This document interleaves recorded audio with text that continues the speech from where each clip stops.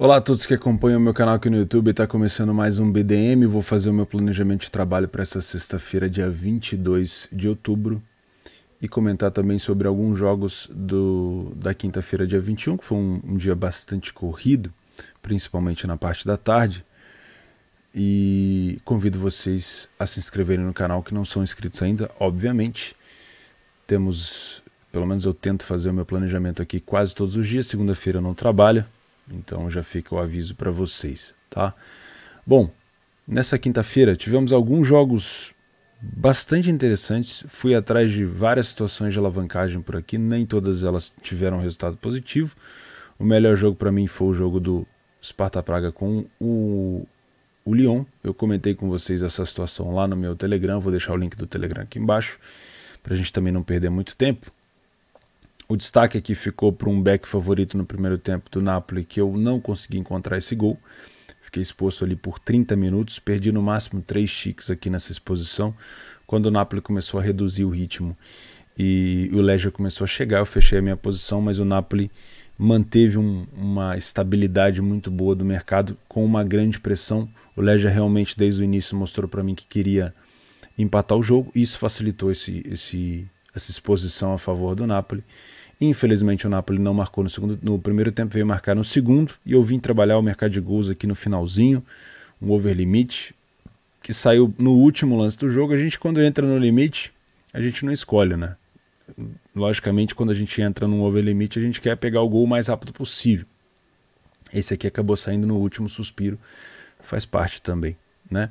O jogo do Rangers, que venceu por 2-0, eu deixei escapar esse back, acabei não pegando. O Rangers acabou tomando uns ataques no início ali que me tiraram um pouco a confiança e a atenção, e eu acabei deixando de fora.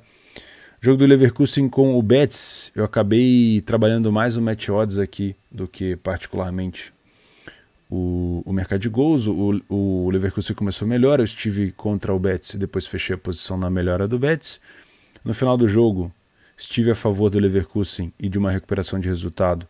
Consegui buscar um empate, mas fiquei fribetado numa possível virada. O jogo do Midtjylland com Estrela Vermelha eu não consegui fazer, foram 2 gols. Ludogorets e Braga foi um jogo muito aberto com um gol só, muito fraco. PSV e Mônaco teve muito mais espaço e muito mais oportunidade do que esse placar indica. 3 gols aqui eu achei pouco, mas o PSV deu muito mole na parte defensiva. Frankfurt e Olympiacos, eu tinha colocado aqui que o Frankfurt poderia se complicar ou que poderia ter uma correção de preço, mas se a gente olhar aqui, ó, eu não marquei esse jogo. Deixa eu buscar esse jogo aqui, que o SofaScore me tirou vários jogos aqui que eu já tinha selecionado. Não houve nenhuma, aqui ó, não houve nenhuma movimentação não natural do time do Frankfurt no início do jogo. A gente consegue ver aqui que não houve nenhuma pressão do Olympiacos no início, fazendo com que a odd do Frankfurt não corrigisse, então não houve correção de preço. E o Frankfurt também não se complicou, pelo contrário, o Frankfurt jogou muito bem ontem, teve uma boa atuação ofensiva, defensiva então nem se fala, mas por aqui também eu tentei buscar alguma coisa de alavancagem, né, para que... Eu gosto de falar isso para vocês porque tem muita gente que me vê, principalmente depois de quarta-feira, onde eu tive um bom dia, tem muita gente que manda mensagem para mim no Telegram, em e-mail, em rede social, comentando, pô, é muito bom pegar essas alavancagens, essas viradas, essas recuperações de resultado, como é que você faz e tal?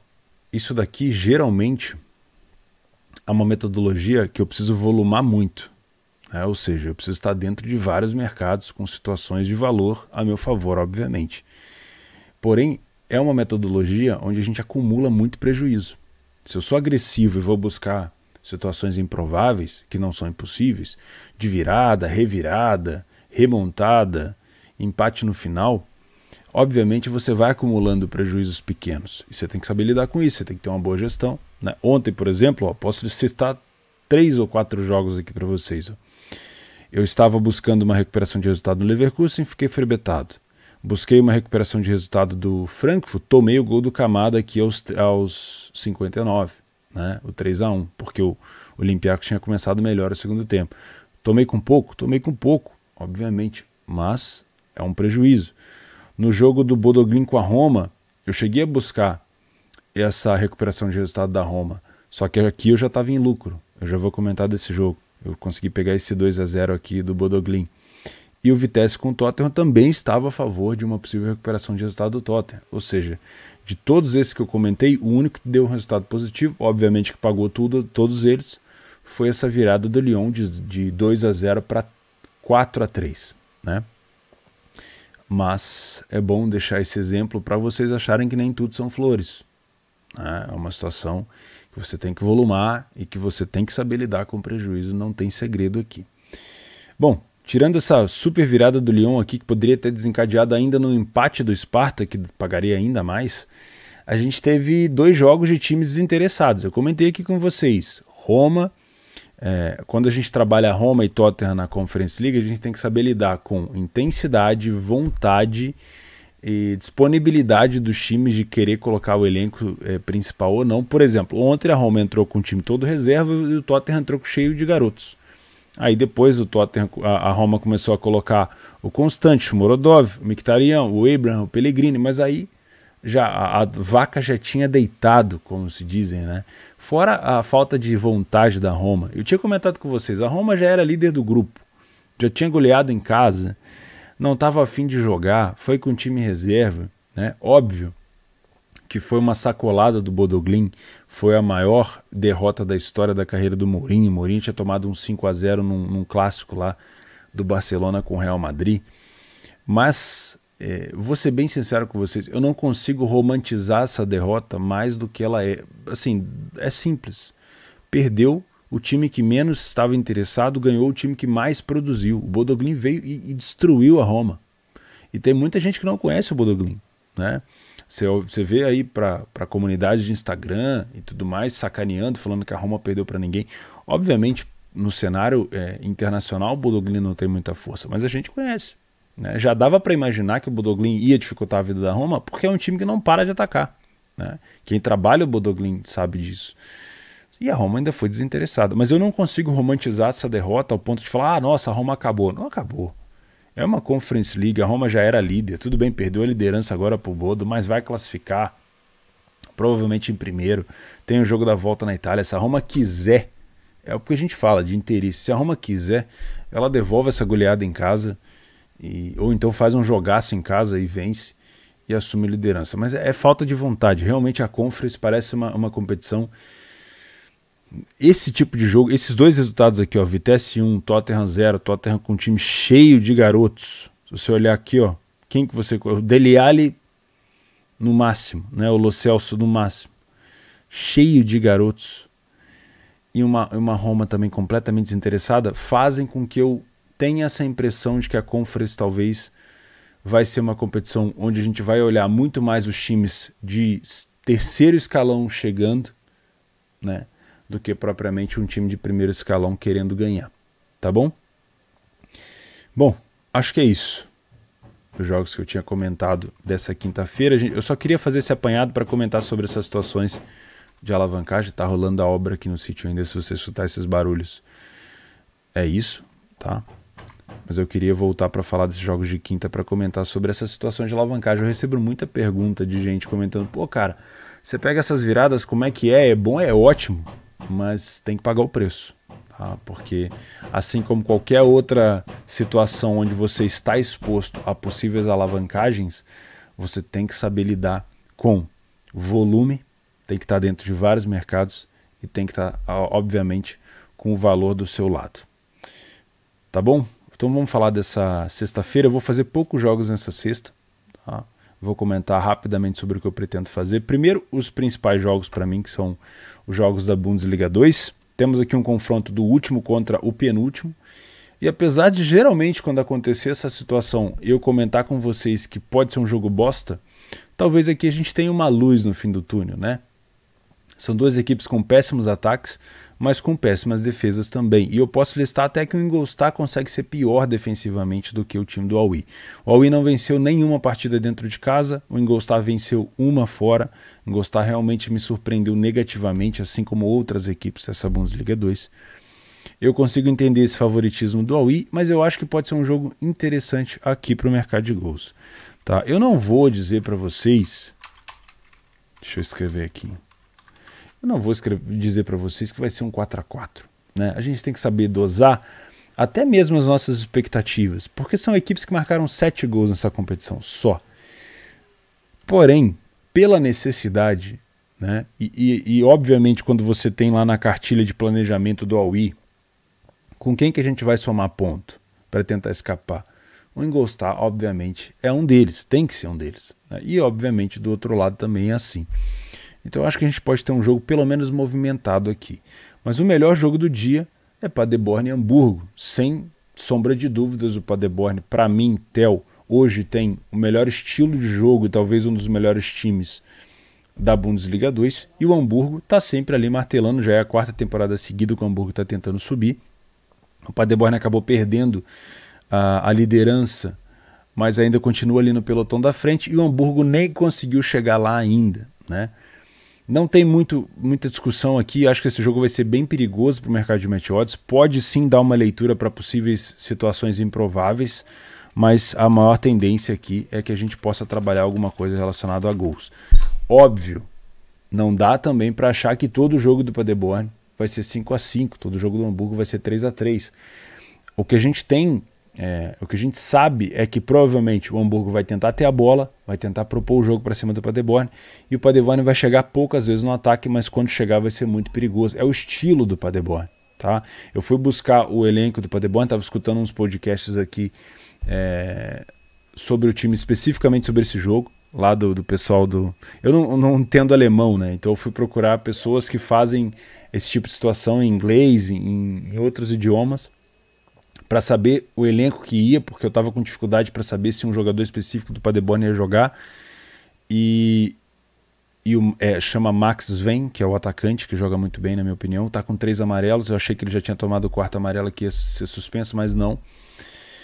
Então é esse o cenário que eu imagino. O Hamburgo chegando mais vezes e o Paderborn chegando menos, mas o Paderborn tendo muita eficiência nas chegadas.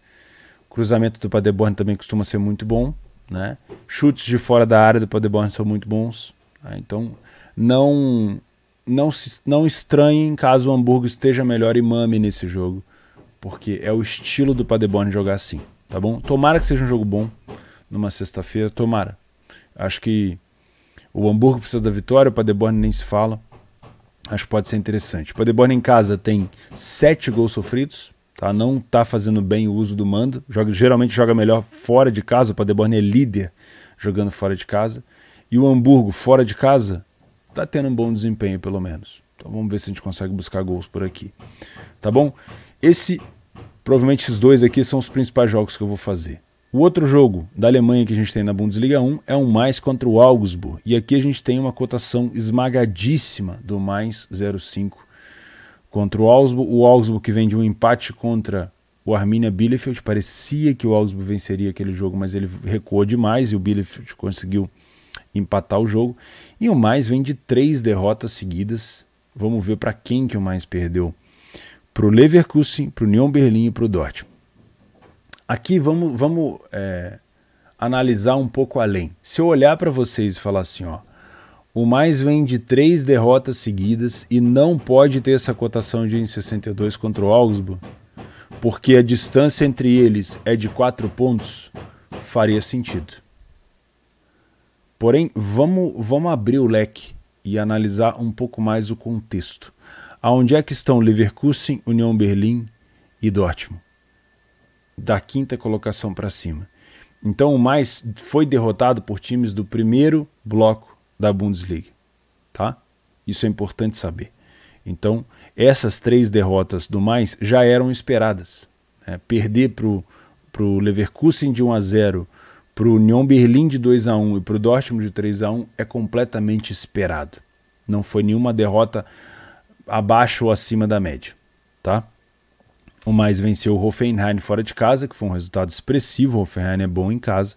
E empatou com o Freiburg em casa, que também foi um resultado ok, né? O Augsburg vem empatando com a Arminia, aí perdeu para o Dortmund, também uma derrota comum. Perdeu para o Freiburg, também uma derrota comum.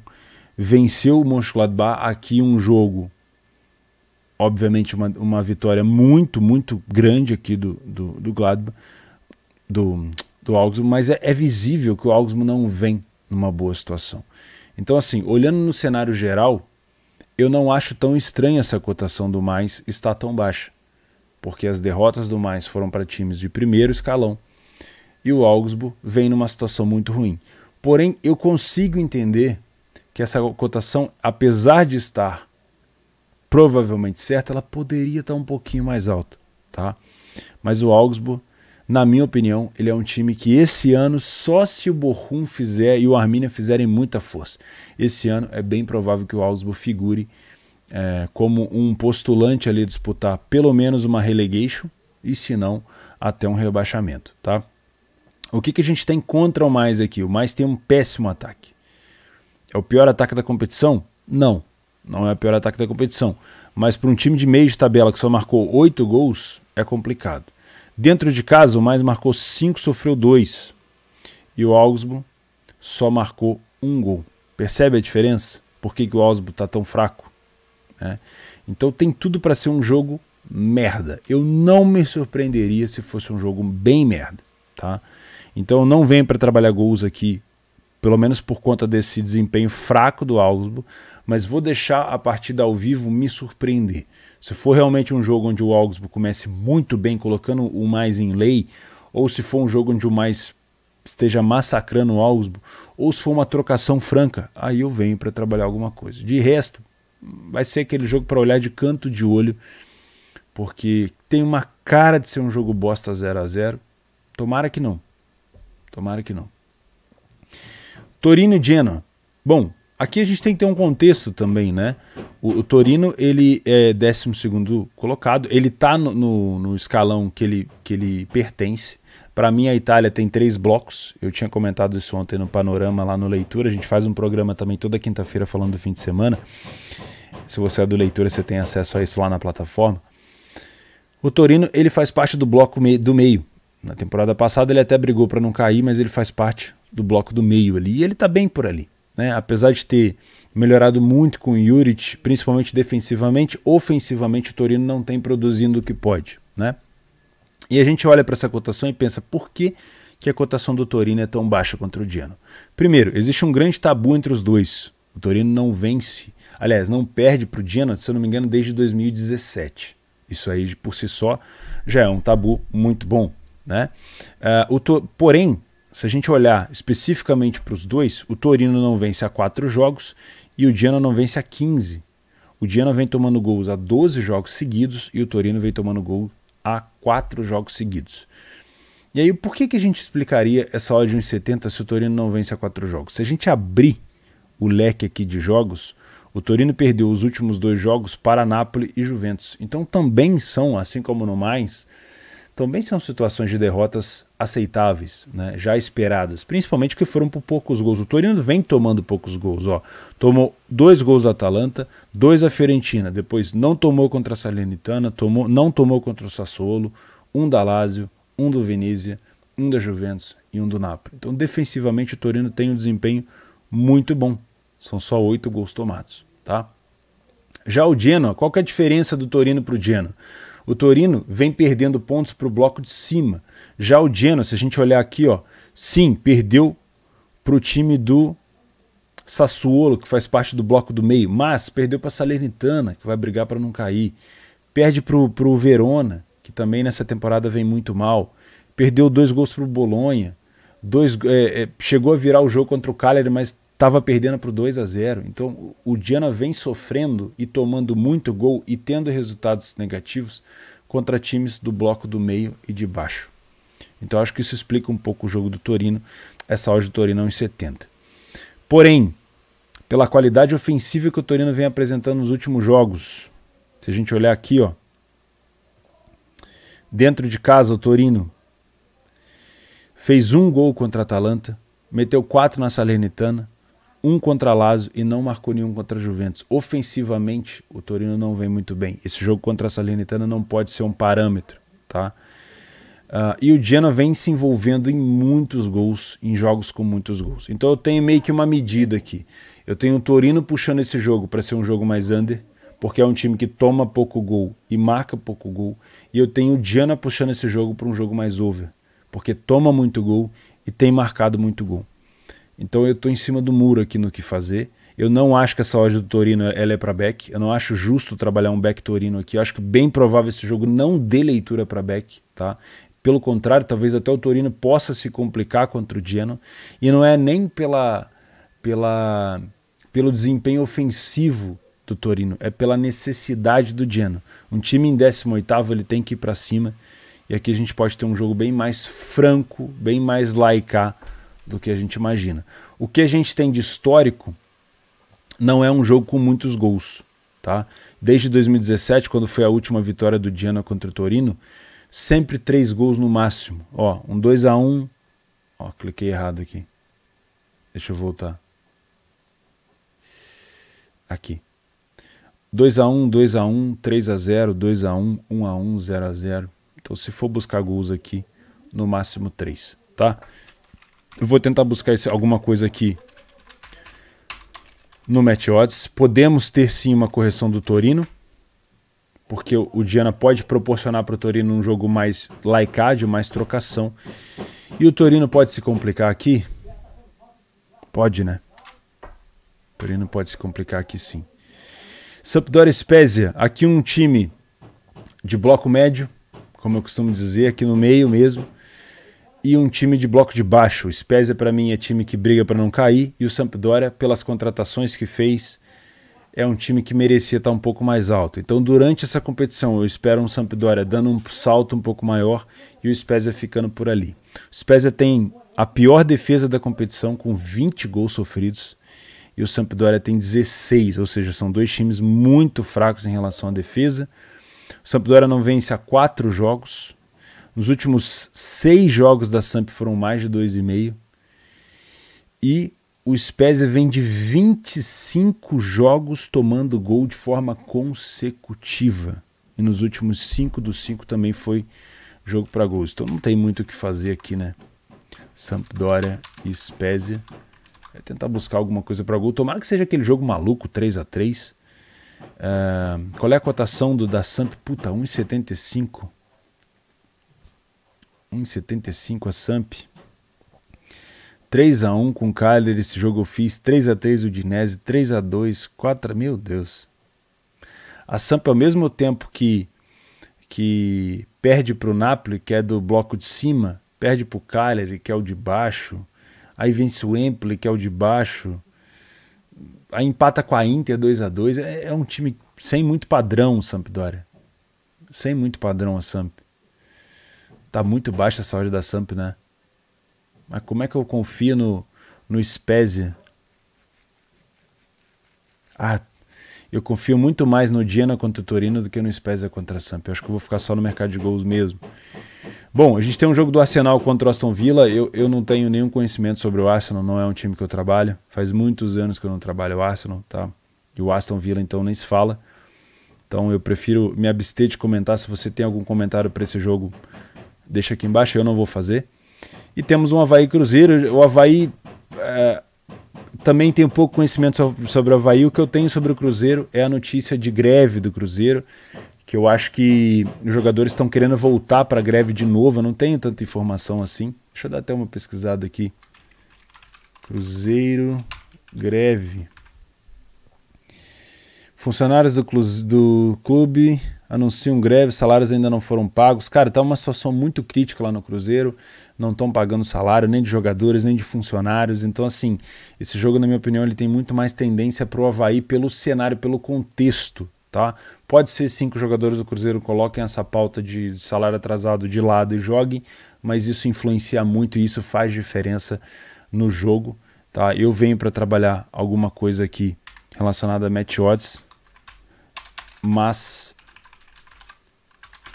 pela fase que o Cruzeiro está vivendo em relação ao extracampo, eu tomaria um pouco de cuidado. O Cruzeiro é um time que poderia se complicar aqui contra o Avaí, mas não seria, obviamente, nada de outro mundo o Cruzeiro não vencer o Avaí, até porque na posição da tabela eles estão bem distantes, tá? Então eu fico por aqui, 24 minutos de vídeo, acho que eu consegui falar o que eu queria. Eu só vou deixar um recado aqui para vocês antes de sair, que é sobre uma super cotação que a gente vai ter nesse final de semana para o Chelsea vencer o time do Norwich, que é amanhã, né? Deixa eu já colocar aqui dia 23, Chelsea e Norwich vai acontecer 8h30 da manhã, então eu já estou avisando vocês antes, para que dê tempo, se você for aproveitar essa cotação, essa super cotação, para que você consiga depositar. Tá aqui, ó, o Chelsea vai enfrentar o Norwich. Amanhã já faltam aí menos de 24 horas para o jogo. A 1,18 a cotação do Chelsea normal, e a Betfair oferecendo uma super cotação do líder da competição contra o Lanterna, uma super cotação de 12. Então, assim como a gente aproveitou a super cotação de 12 do Manchester City contra o Burnley, está aqui uma super cotação de 12 do Chelsea contra o Norwich. É muito provável que o Chelsea vença a equipe do Norwich, né? O Chelsea não perde para o Norwich há 14 jogos e vem de 3 vitórias seguidas, se é que vocês gostam dessas estatísticas. Então eu vou deixar o link aqui embaixo também. Valeu? Excelente sexta-feira para todo mundo. Um grande abraço a todos e valeu!